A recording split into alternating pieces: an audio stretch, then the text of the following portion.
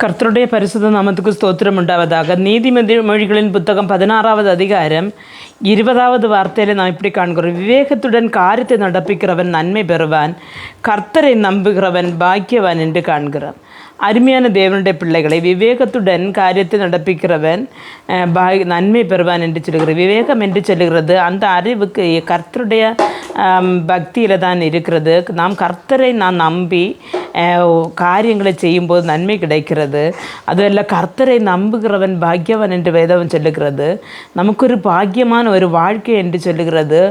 நம்முடைய ஆண்டவருடைய ராஜ்யத்தில் உள்ள அந்த ஒரு வாழ்க்கை, ஆண்டவரை நம்பி ஆண்டவருடைய ராஜ்யத்தில் போவா கர்த்தர் நம்மை வழிநடத்துவாராக.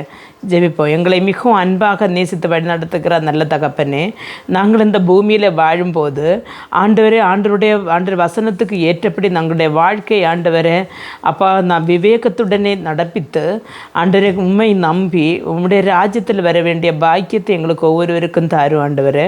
உலகத்திலே உள்ளதை நம்பி உலகத்திலே ஆண்டவரே அழிந்து போகிற ஒன்றின்மேல் ஆண்டவரே உன் மனதை பறக்க விடுவானேன் என்று வசனம் சொல்லும் பொழுது, இந்த உலகத்தில் உள்ள ஒன்றின்மேலும் எங்களுடைய மனதை பறக்க விடாமல் ஆண்டவரே உண்மைதான் நம்பி இருக்க கிருபை தாருங்க. இயேசு கிறிஸ்துவின் நாமத்தில் ஜெபிக்கும் போது ஜெபத்தை கேட்டு பதில் தாரும் ஜீவனுடைய தகப்பனே, ஆமேன்.